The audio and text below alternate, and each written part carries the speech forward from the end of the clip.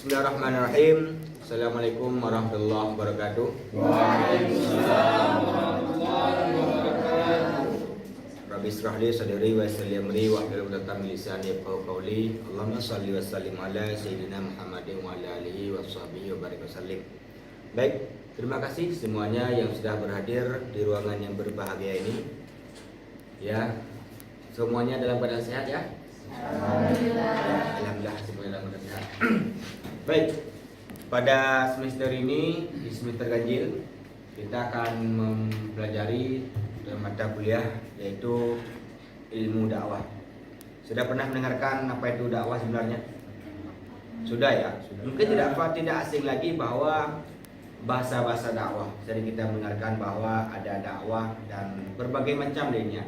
Tapi di ruangan ini, di semester ini, di kesempatan ini saya akan mengajarkan kalian apa itu ilmu dakwah. Nantinya juga terusnya bagaimana ruang lingkup dakwah, metode dakwah, dan ada berapa macam sih daripada metode dalam berdakwah tersebut. Ya, baik. Sebelumnya saya ingin menampakkan silabus dulu pada kalian. Baik, kita bisa melihat di sini. Ini adalah RPS-nya, ya, silabus. Ini RPS. Jadi kalau di singkat RPS adalah rencana pembelajaran semester, ya. Baik, kita melihat di sini bahwa ada di sini mata kuliah, ada modul mata kuliah. Ini mata kuliahnya ilmu dakwah, modulnya KAK 101.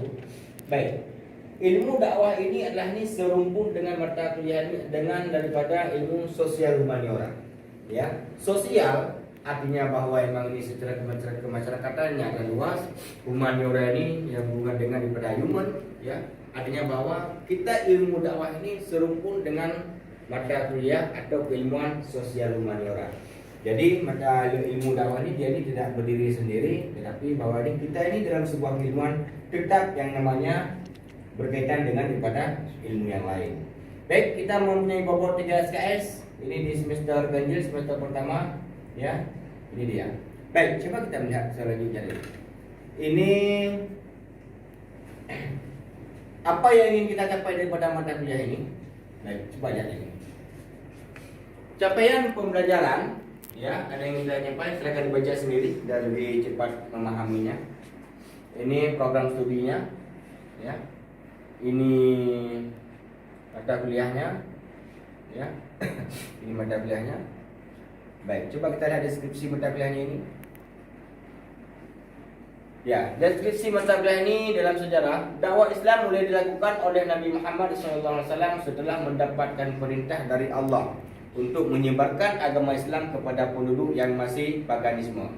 Baik, mulanya dakwah dilakukan secara diam-diam. Makna diam-diam di sini adalah secara sir, ya, kepada orang-orang terdekat Nabi Muhammad SAW. Nah, kemudian Allah memerintahkan Nabi untuk berdakwah secara terang-terangan. Baik, ada berapa lama kira-kira Nabi berdakwah secara sir? Sekitar 3 tahun. Ya, lebih berat sekitar 3 tahun. Ya, Nabi berdakwah ini secara sir ataupun secara sembunyi-sembunyi, kemudian baru secara terang-terangan. Nah, akibatnya Nabi mendapat tantangan yang sangat berat menghadapi para pemeluk agama, ya, pada masa itu. Ingat, Nabi ini berasal dari suku Quraisy, ya. Nabi berasal dari suku Quraisy. Jadi kalau kita mendengarkan bahwa rupanya di Arab itu banyak suku loh. Rupanya suku Quraisy itu rupanya termasuk salah suku yang mungkin persepsi dulunya bahwa yang memang suku yang kaya, yang mampu dan juga memang bisa berkuasa. Dan Nabi rupanya lahir daripada suku Quraisy. Nah, ini dia. Baik, coba kita lagi. Nah, dakwah dilanjutkan dengan hijrah ke Madinah, sebuah negeri yang dihuni oleh orang-orang yang dapat menerima kehadiran Nabi sebagai rasul dan pimpinan. Ini akan kita jelaskan nantinya. Ini adalah cuma sebagai deskripsi mata kuliah ini, ya. Di Madinah Nabi lebih leluasa melakukan dakwah Islam karena penduduknya yang lebih bersahabat menerima dakwah Nabi. Demikianlah dakwah dilakukan oleh Nabi bersama para sahabat dengan berbagai macam cara pendekatan. Ya, Nabi menjadi contoh yang ideal sebagai seorang dai, ya. Nah, para sahabat pun dapat jadikan contoh bagaimana mereka meneruskan dakwah Nabi. Namun saat Nabi telah tiada, begitu pula para sahabat, sementara dakwah Islam memang wajib dilakukan oleh siapapun sampai sepanjang masa. Baik, di sini ketika Nabi di Madinah, ini yang harus dipahami bahwa ketika Nabi di Madinah, Nabi bukan cuma sebagai daripada seorang dai yang ideal saja, akan tetapi Nabi merupakan gubernur pertama di kota Madinah. Makanya Madinah kemudian beralih dari nama dari dulu bernama Yasrib, ya, kemudian Madinah itu Nabi. Nah, begitu. Ya, nanti akan saya jelaskan lebih detail lagi. Coba kita lihat dulu yang deskripsi ini. Oleh karena itu, kenapa kita penting belajar pada ilmu dakwah ini? Ya, karena dakwah ini dia ini diperlukan sebagai seperangkat ilmu yang khusus mengkaji tentang dakwah. Kenapa kita perlu mengkaji dakwah? Apakah dakwah itu perlu dikaji? Benar. Dan memang harus dan butuh untuk pengkajian lebih mendalam. Nah, mata kuliah ini mengkaji seluruh dakwah Islam, mulai dari definisi dakwah, dasar hukum dakwah. Ada nggak sih dasar hukumnya? Ada. Nanti ada ayatnya dalam Al-Quran. Ya, unsur-unsur dakwah ada unsurnya? Ada. Kalau tidak ada unsur, maka tidak akan mungkin kita ini bisa berdakwah. Bangunan keilmuan dakwah, ada bangunan ilmu tersebut. Semua ilmu punya bangunan masing-masing. Oke, sejarah perkembangan ilmu dakwah berbagai bentuk dan pendekatan dakwah disesuaikan dengan perkembangan dan kemajuan teknologi dan sebagainya. Baik, dakwah harus menyesuaikan diri dengan kecanggihan teknologi sehingga sampai kepada seluruh lapisan masyarakat yang ada di belahan dunia. Nah, sekarang cara kita berdakwah mungkin sudah berbeda dengan pada masa Rasul dulu. Ya, sangat berbeda. Coba lihat bagaimana teknologi sekarang. Kita dengan dengan kita mempelajari ilmu dakwah ini, kita dengan bisa seefektif mungkin. Ya, cuma menggeser-geser layar saja kita sudah nyaman dalam belajar.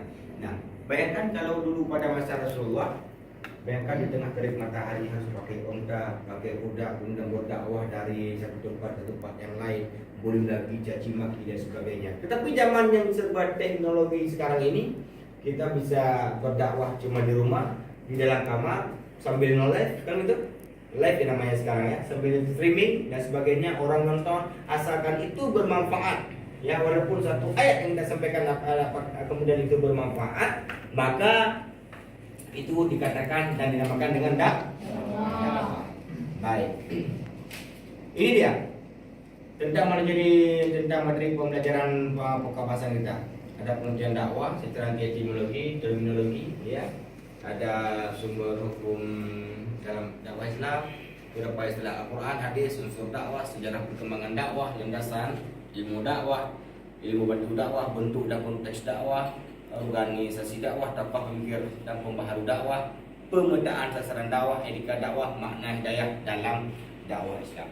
Ya, ini semuanya ini adalah sebagai materi pembelajaran kita sehingga kita bisa memahami rupanya ini loh dakwah ini. Kenapa dakwah ini punya ilmu bantu, yang punya ilmu bantu, karena setiap diri kita ini jangankan sebuah ilmuwan, kita manusia saja tidak bisa hidup sendiri, makanya punya ilmu bantu.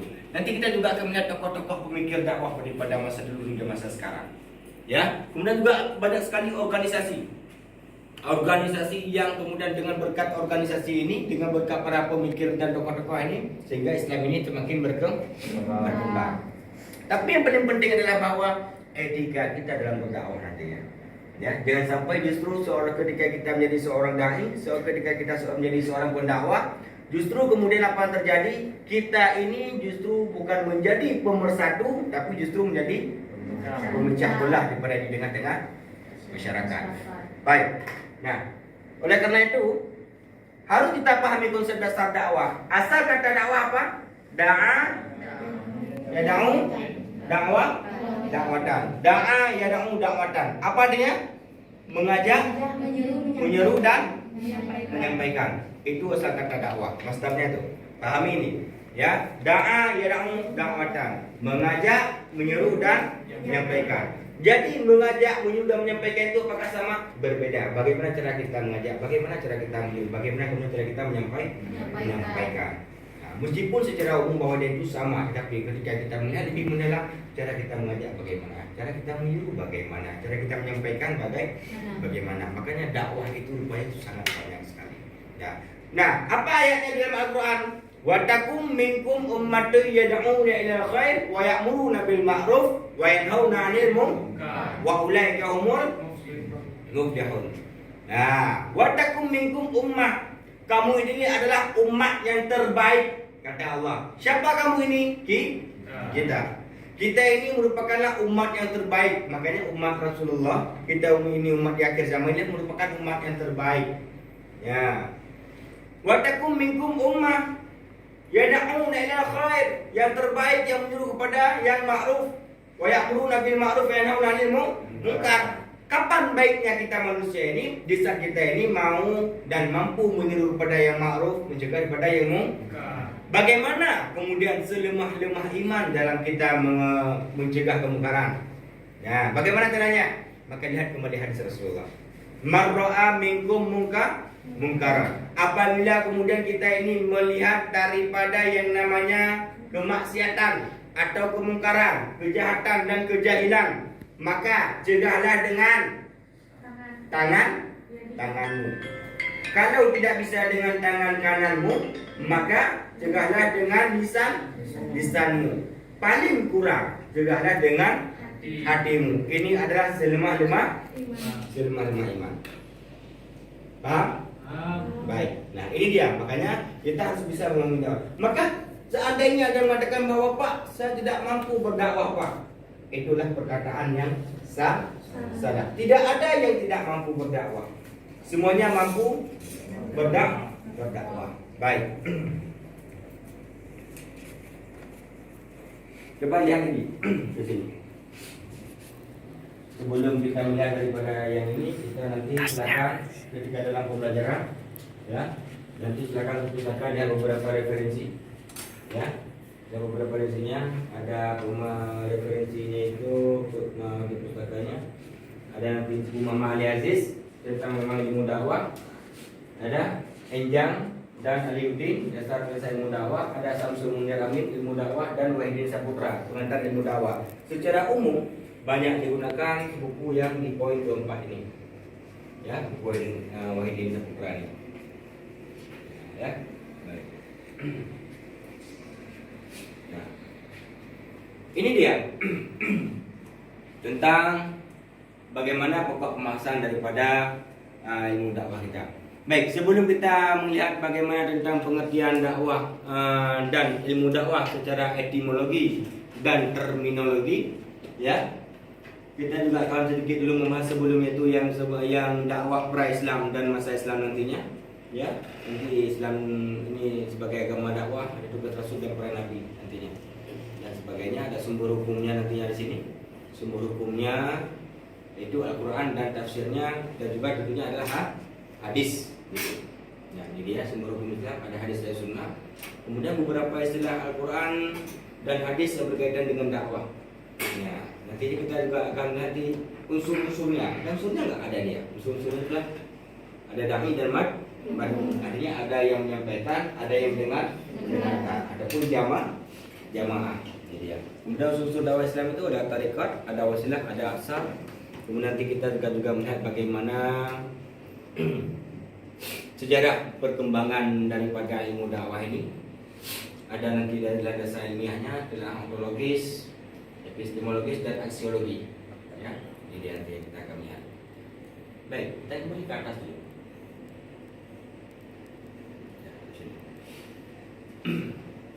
Baik. Di awal saya sudah sedikit memberikan pembahasan dan pengertian bahwa dakwah itu adalah bukan cuma tugas seorang nabi.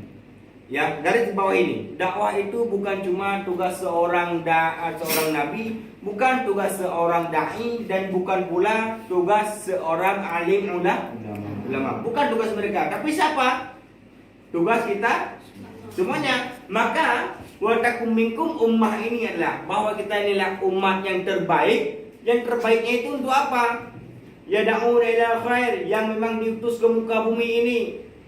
Wa ya'muruna bil ma'ruf. Kita ini disuruh untuk kepada yang ma'ruf. Wa yanhauna 'anil munkar, dan mencegah yang namanya kemungkaran. Nah, kembali lagi. Seandainya kita melihat berbagai macam kezaliman, lantas tidak mampu lagi untuk kita mencegahnya, bagaimana itu? Apa yang harus kita lakukan? Kan seperti itu.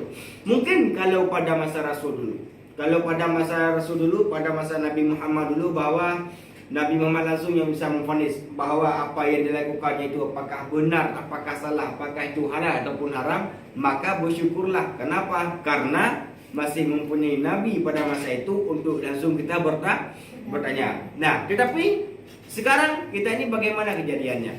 Nah, makanya punya banyak sekali bagaimana kemudian masa-masa dakwah pada masa Rasul dulu dengan masa dakwah pada masa sekarang ini hampir bisa dikatakan bahwa kita ini sangat-sangat mudah berdakwah sekarang.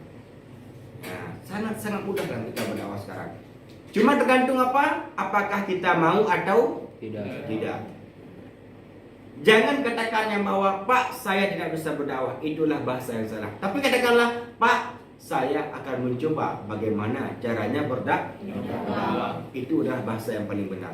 Kalau bahasanya selalu Pak, saya tidak bisa, dan saya tidak bisa, sehingga mindset yang dihasilkan itu tidak bisa, maka yang akan terjadi adalah tidak bisa. Tapi ketika mindset yang dikatakan adalah bahwa Pak, saya akan mencoba berdakwah, saya akan mencoba, Pak, gagal, saya mencoba, maka keberhasilan itu tinggal menunggu waktu saja. Paham sampai sini? Baik. Ada yang ingin bertanya? Silakan. Ya. Siapa namanya? Nama saya Ainun Sulianda. Ya, Ainun, silakan. Assalamualaikum warahmatullahi wabarakatuh. Waalaikumsalam. Jadi saya ingin bertanya bagaimana persepsi perkembangan dakwah zaman sekarang dengan zaman Rasulullah SAW. Ya, persepsi ataupun bagaimana kira-kira pandangan ya. Pandangan kita semua bagaimana dakwah pada masa Rasul dulu dengan masa sekarang. Ya, kalau sekarang kan sudah tidak ada lagi Rasul dari Nabi. Ya, ada yang ingin menjawab? Ya, silakan. Siapa Rahmat ya? Ya, silakan Rahmat. Assalamualaikum warahmatullahi wabarakatuh. Assalamualaikum. Di sini saya ingin menjawab pertanyaan dari saudara Ainun. Ya. Jawabannya adalah kalau pada masa dakwah Rasulullah SAW masih nampak alami, tidak menggunakan alat-alat elektronik ataupun menggunakan internet pada zaman saat ini. Mungkin itu yang bisa saya jawab. Ya. Pertanyaan Ainun tadi, bagaimana kira-kira ya perbedaan ataupun pandangan ya dakwah pada masa Rasul dengan masa sekarang, kan gitu. Baik, kita harus kembali lagi. Ingat, Rasul itulah merupakan pondasinya agama dakwah ini. Artinya bahwa Rasullah kemudian yang mengangkat daripada derajat perempuan. Bisa dibayangkan apabila Rasul tidak lahir, maka apa yang akan terjadi sama perempuan? Apakah akan ada lagi perempuan di dunia ini kira-kira? Tidak akan ada lagi perempuan. Makanya dakwah pada masa dulu itu tentunya adalah lebih kepada bagaimana mengajak dengan yang sangat-sangat lemah lembut. Akidah yang harus diperkuat pada masa dulu. Ya, bagaimana Rasul mengajak? Apakah Rasul mengajak itu ada dengan pemaksaan? Tidak. Apakah Rasul mengajak itu kalau misalkan tidak mau masuk Islam langsung dia berperang? Tidak. Ya. Tetapi ketika di lapangan itu jauh lebih capek daripada sekarang. Kenapa? Dulu seperti yang saya katakan tadi, ketika berdakwah, bagaimana kemudian kota Mekah pada masa itu, ya begitu gersang padang tandus, ya kemudian kita harus berdakwah itu kemudian melewati padang pasir, ya kan, naik unta kah, naik kuda kah dan sebagainya.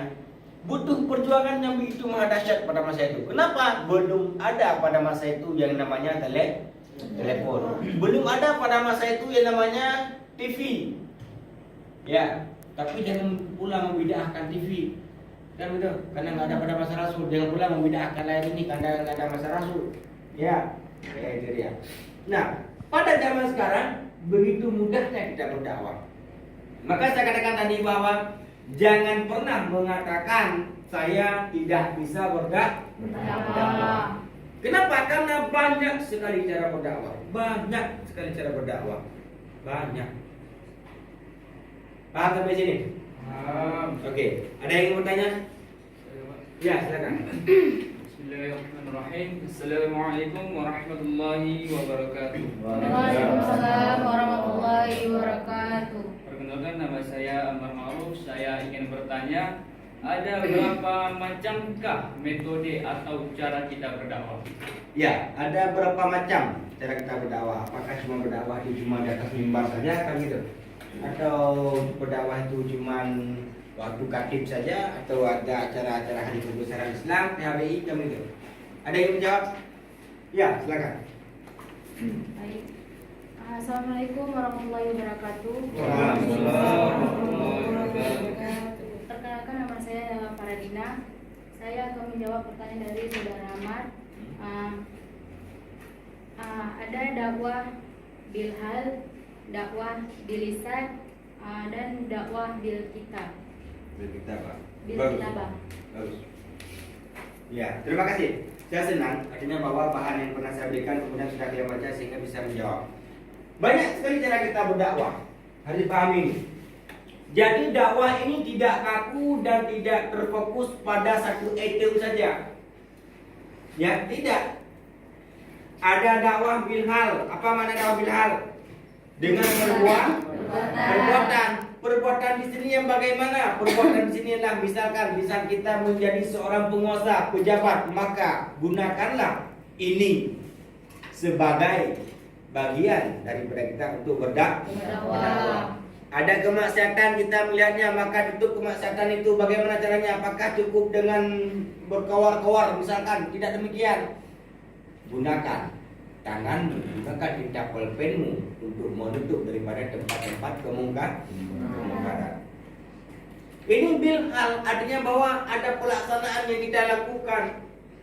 Ya, ada pelaksanaan yang kita lakukan. Nah, termasuk bilhal ini untuk diri sendiri bagaimana? Apabila kemudian kita ini laki-laki maka memakai bajunya yang sempurna tidak menampakkan aurat, maka perempuan memakai bajunya itu tidak membungkus daripada aurat. Maka perbedaan bagaimana Islam pra-Islam dulu dengan masa Islam sekarang itu adalah bahwa dari sisi berpakaian, kalau dulu berpakaiannya itu memang benar-benar telanjang, kalau sekarang ini tertutup tapi ini nampaknya telanjang. Ini adalah juga perbedaan kalau misalkan kita ingin melihat dakwah pada masa dulu dengan masa sekarang.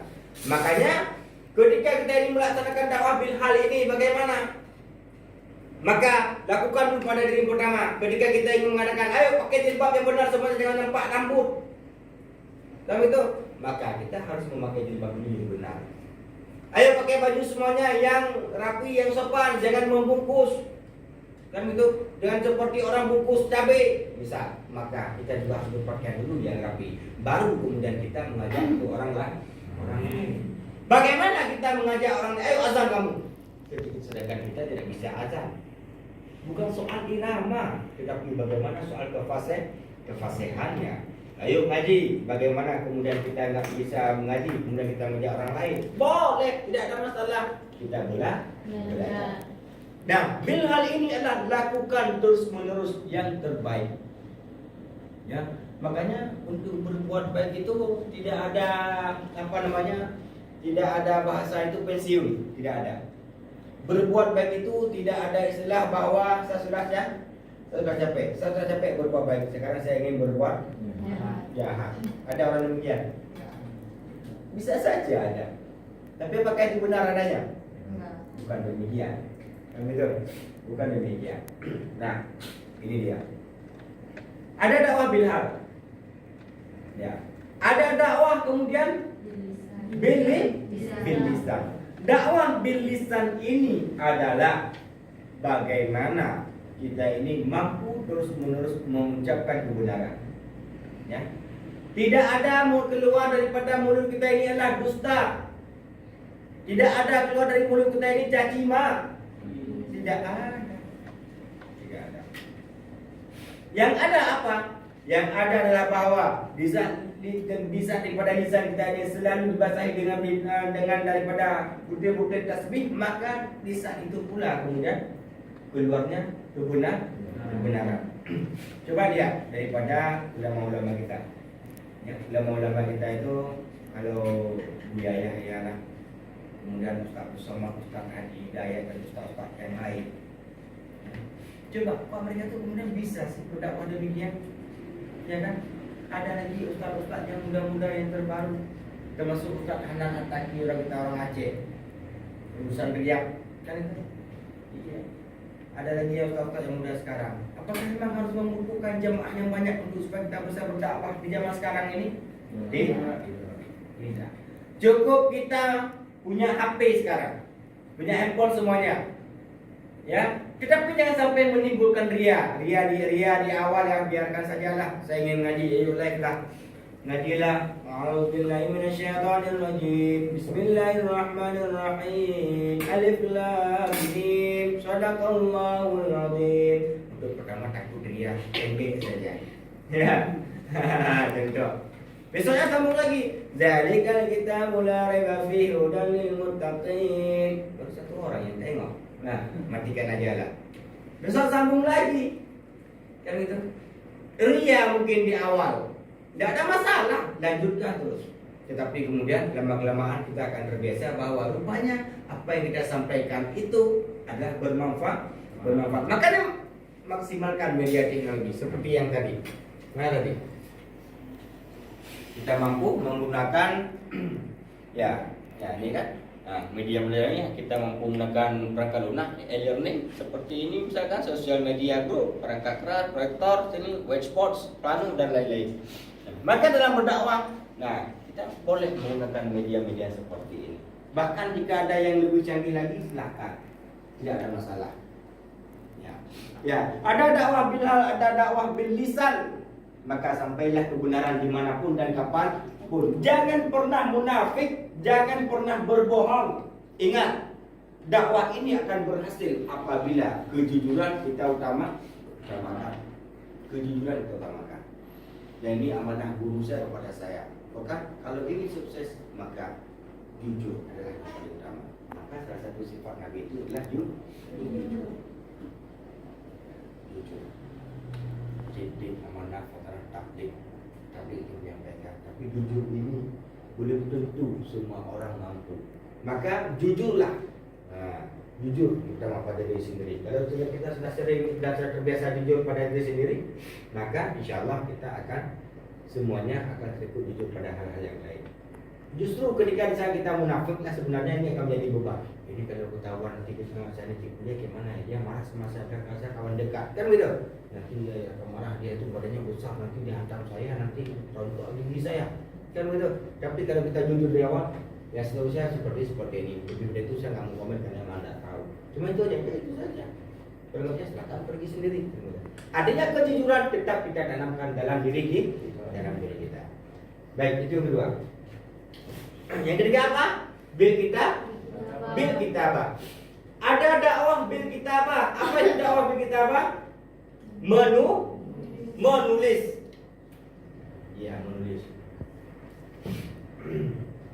Di mana kita menulis? Di mana? Oke, kita bisa menulis di media sosial. Terus di mana lagi? Oke, di buku, di koran, atau jurnal dan sebagainya. Di mana lagi? Di mana lagi kita bisa menulis? Hah? Di papan tulis? Iya. Tetap dulu. Silakan menulis di mana saja dengan catatan tidak merusak pandangan orang. Jangan sampai pula menulis di dinding kamar rumah orang. Kan gitu. Kalian punya WhatsApp semuanya? Punya Instagram semuanya? Punya Facebook semuanya?